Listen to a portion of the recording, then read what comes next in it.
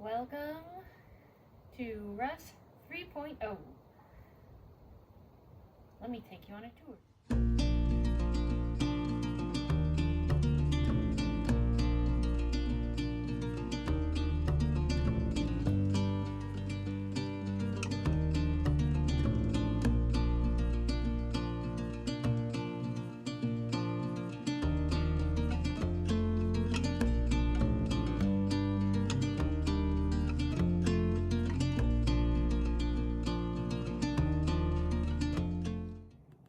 We'll start at the front of Russ.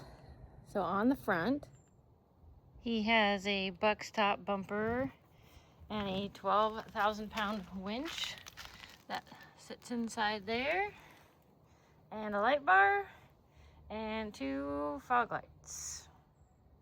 The driver's side doesn't have much except this super cool map.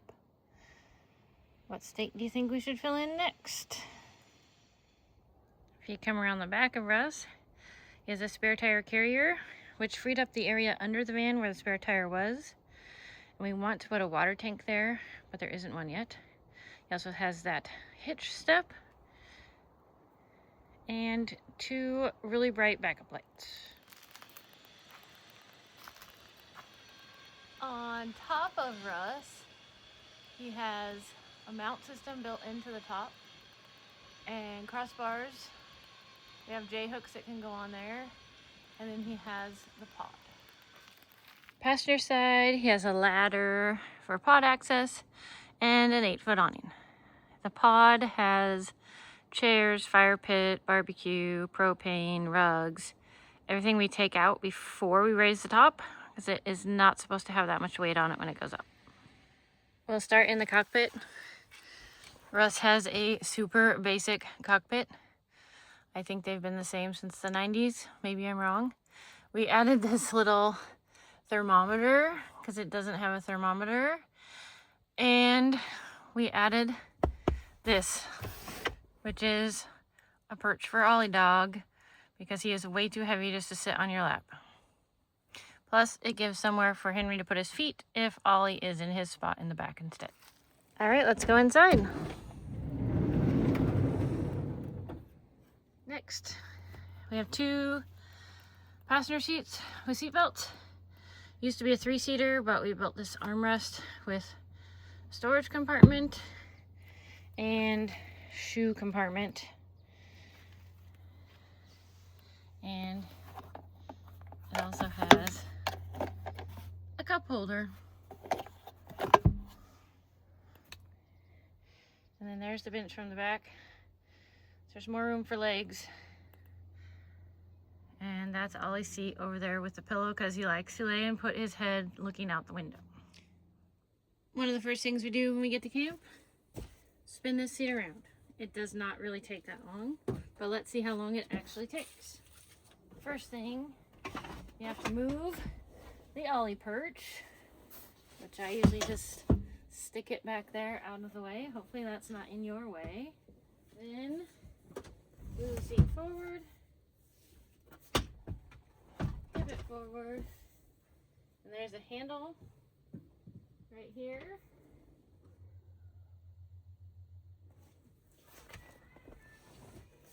Spin it. Ooh, I always forget this. Move boxes.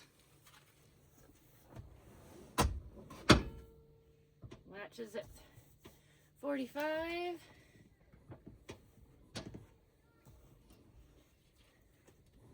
And then you just readjust the pitch of the back, slide it back into place. And last step, put the stool back in. And the boxes go back. And that's it. That's all it takes. Now, come to the back. Have a table that folds up, and this door can open all the way around out of the way. And You release the spare tire and open the other door, which it also opens way out of the way. And then the kitchen that comes out of the back. So this rolls out. This is stove and cutting board.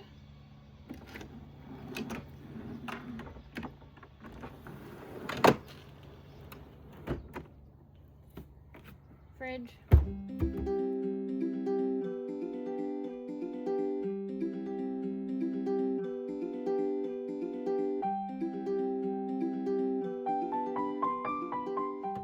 Here is the van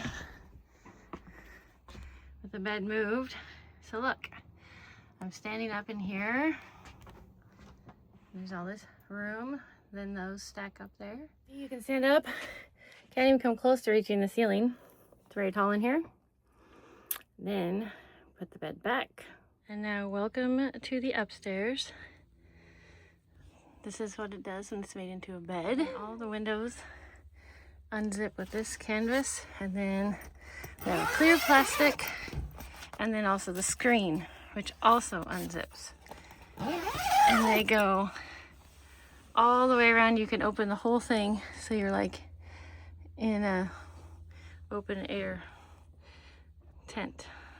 And the best part is I can sit up all the way and I still have that much room for my head. So you don't feel like you're in a coffin when you're up here. On the other side, this is where the cushions were stacked when it wasn't a bed on that shelf. And then we just store stuff up there all the time. And then when you go to fold it down, all you have to do is move the pillows to the middle so they don't hit the arms. And it folds down. Keep your bed made.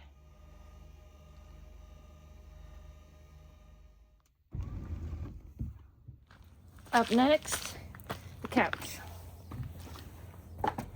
It is currently in travel mode. So you just remove the bungees, move the cushion off to the side, other bungees, bottom bit out of the way, and release the two rubber handles, clip the legs into down position, and pull the couch down.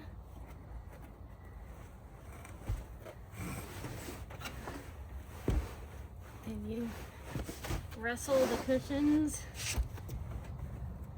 onto the couch. This back one goes under this little backrest, and this one has a little elastic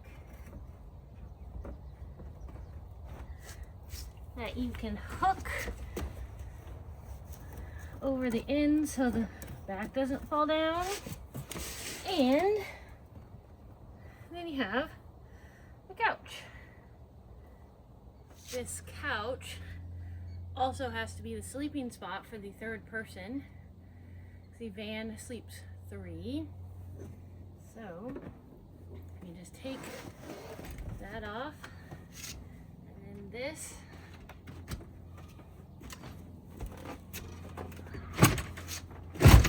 usually this is a 2-person job.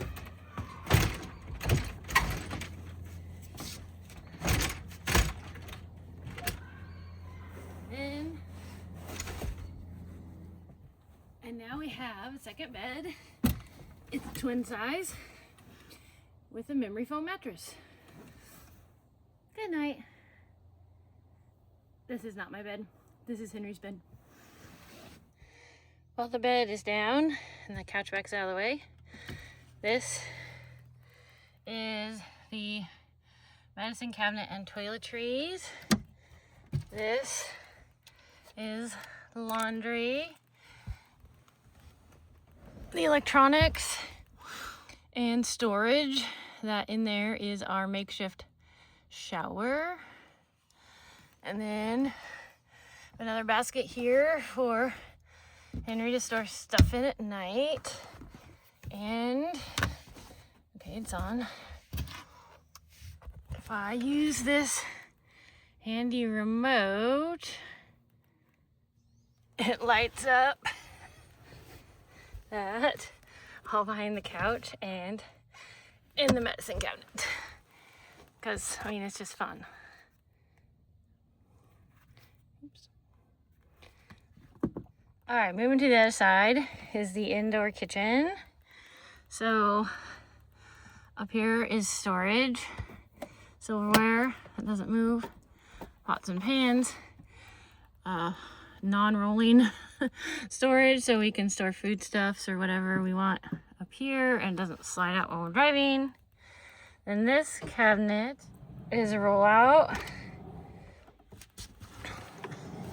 has cooking stuff, cleaning stuff, coffee stuff, jet boil for coffee. We obviously don't use it right there when it is next to this basket. It can be used here in like winter, windy times.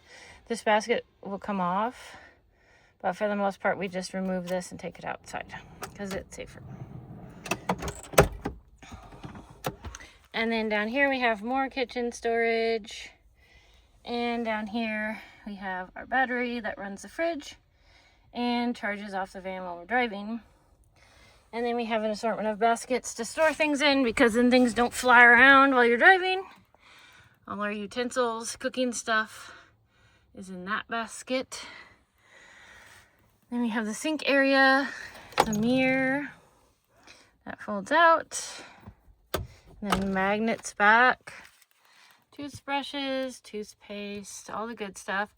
That is a USB charged battery power pump, and I need to charge it before we go on vacation. Then we have more storage for not flying around. There's spices on little magnets in there, clothing storage, which I showed you in our last video. Oh, that is a bad angle. And then under here, more storage, basket, heater, toilet paper, and in this one is the toilet, which also can be taken out and put in the pop-up tent, which is that little blue thing hiding in the corner over there. Then we have more storage baskets over here for small clothes, hooks with space behind the toilet to hang hoodies and jackets. There's toilet paper in this fire one, as well as toilet deodorizers, and then an extra hook right there. This side, more storage baskets. This is kind of a persnickety one. It always is crooked. But usually that is the dog food, and then things that we need to get to easily, as well as flip-flops go behind it. And special hook for the keys when we're parked, so we don't lose them. And hangers for the dog leash and harness. Okay, last piece. I've never done this before. I'm gonna try and set up the makeshift shower. Let's see how it goes. Okay. So,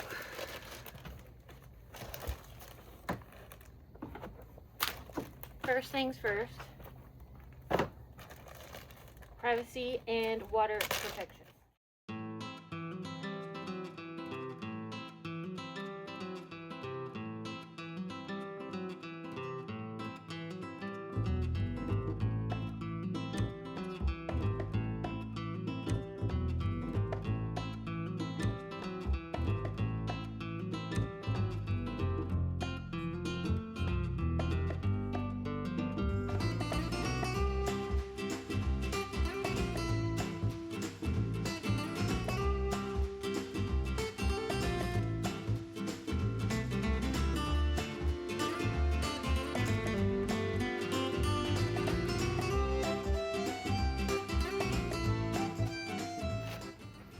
drain hose.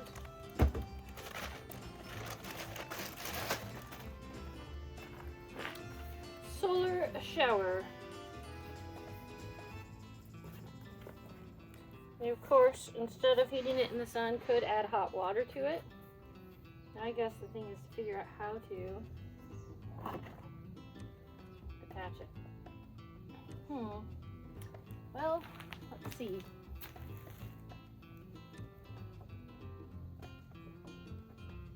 There we go. That might not work when it has water in it, though. We'll see. Chevy. Alright. Now, because nobody wants to shower on that, there's this fold out pool, like a dog pool, and then have this little attachment on the hose.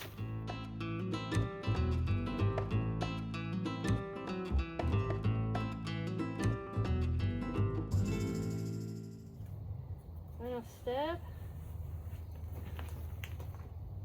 I'm gonna take my shoes off and get in here.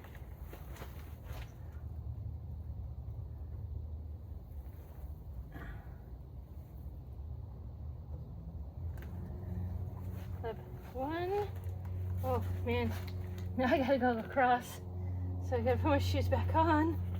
Okay, let's hope it reaches. Oh, it does. Almost. Not quite, huh? Let's see. I just like hold that in.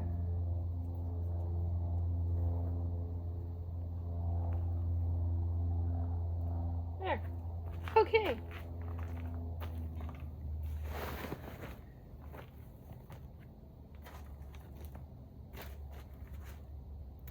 Excuse me while I take a shower.